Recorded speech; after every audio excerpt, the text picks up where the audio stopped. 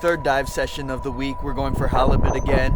Kenny just came out to the spot, pulled out 2. I pulled out 2 the day before.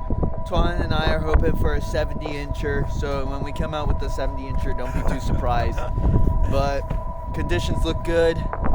Wind's okay. Sun's not out, but visibility at this spot is normally like 4 or 5 feet. Last 2 times we've come out here, it's been around like 9 to 12, which is way better. So some really good conditions. Let's hop in. Hopping right in, I saw this bat ray, which was pretty cool. I had never seen one of these in the water, and it had just swam up to me, then just completely stopped. I don't know if it did that because I'm wearing the shark shield, so maybe it sensed the electricity in the water, or because it thought I was a predator, so it was just hiding, which could have been the case because you can legally take bat rays in California, and there is no size limit. But I'm not much of a ray expert, and I actually wouldn't even know where to begin to cook with it. So I left it alone and continued on my dive. Halibut hunting consists of looking through a lot of sand, but usually you don't want to look through just bare sand. You want to find a spot that has a good mix of structure and sand. Unfortunately, this usually also means bad visibility, and with that on top of how camouflaged they are in the sand, it makes for a very tough hunt. And this spot specifically is known for having a lot of great whites swimming around. Hence why I'm wearing the shark shield. The next dive down, I dropped right on top of an olive rockfish, and it was a pretty decent size. I was in the process of lining it up when I heard this boat motor start and decided it would be more worth it to know where the boat was, so I didn't take the shot. That was okay though, because the next dive I found another one just sitting on a rock. But I didn't want to take a shot directly from above because most likely my spear would break against the rock. So I tried to line up a more horizontal shot, but ended up totally spooking it. Lucky for me though, it didn't bolt too far away, and I was able to slowly swim towards it, and I waited for it to turn to look at me for a more broadside shot.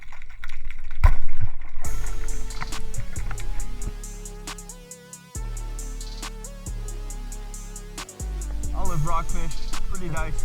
Let's go. I had also lost my stringer the previous dive, but what's nice about having dive buddies is you can also borrow their gear. So Tuan had the honors of hauling around my fish.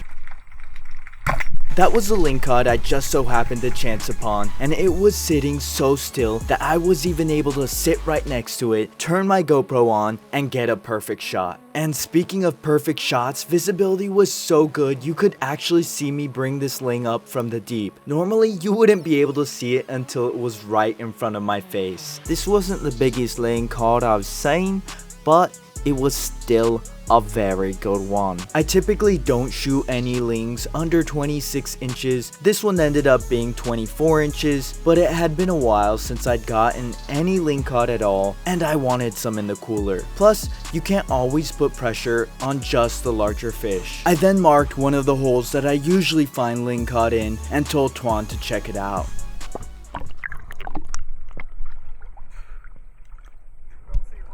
You didn't see anything? I'm gonna take a dive. I was convinced there'd be something here, so I wanted to take a look for myself. Because the last 3 times we've been here, there's been a ling at this exact hole. As you can see, there's some huge uni just sticking around, and we even find scallops from time to time. But I'm not a huge fan of uni, so I never take them. But man, they get big. I kept looking around the hole, but the ling I was looking for was nowhere to be found. Then I couldn't believe my eyes when this happened next. Just keep watching because this has never happened to me, and I thought it was absolutely ridiculous.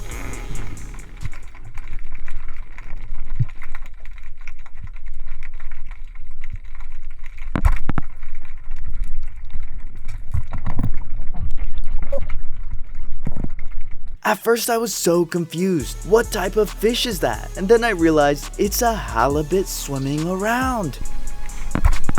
The wide surface made for an easy shot, and then it took me for a bit of a ride. It's surprising how much more powerful these things are than Lingcod. California halibut right there, just swimming right by me. That's kind of crazy. This is nowhere near the size of the other 2 that I caught the other day. But still, for swimming right by me, it's wild. So I added even more drag to Tuan's float, reloaded my gun, and went back to diving.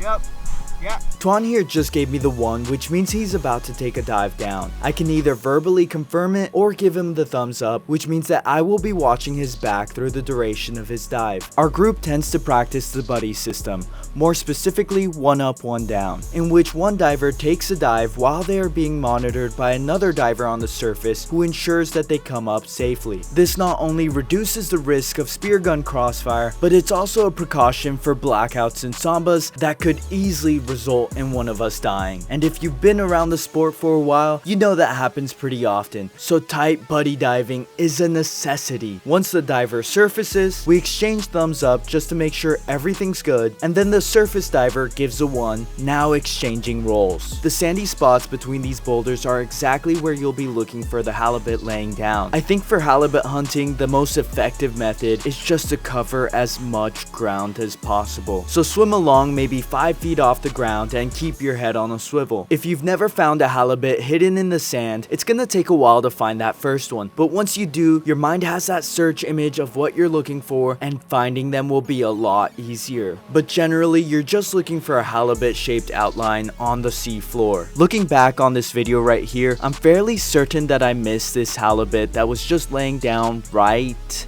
there. I don't know if you guys can see this halibut shaped outline, but yeah, I'm pretty sure I just swam by like a 30-incher. I don't know if that's a halibut or just another halibut shaped rock, because I've found so many of those. I kept looking for halibut when out of the blue, a chunky sized olive rockfish swam right over my head.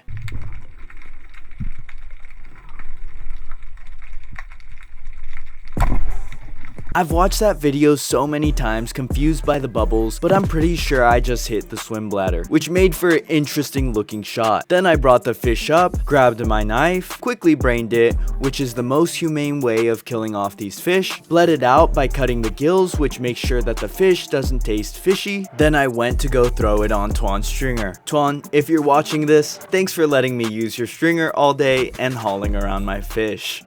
Pretty decent sized olive rockfish.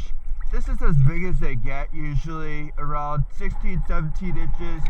Don't see them bigger than that. I've seen like a 22-inch one time sitting on the bottom, but I did not get anywhere near close to it. They're a little bit skittish.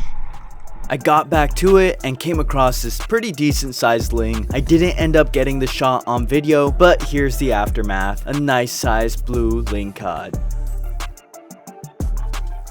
Naturally, since Dungeness crab season just closed, I was seeing Dungeness crab everywhere. Tell me where they were all season long when I had been diving for them. Nowhere to be seen. I ended up finding one more halibut in the sand, but since Tuan hadn't gotten either a ling or a halibut, I let him take the shot. Take a shot.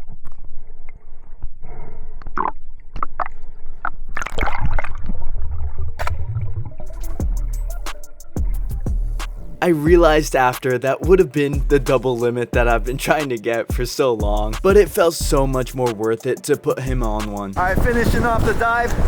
Tuan got 1 halibut and 1 PB blue rockfish. Any thoughts on the dive, Tuan, before we go? It was awesome. Coming back in, just saw that halibut. Tuan really wanted one, so had to let him get it. This might just be a PB olive for me. Tuan's in a bit of a rush, but this is the final catch. Halibut, 2 olive, and 2 lings.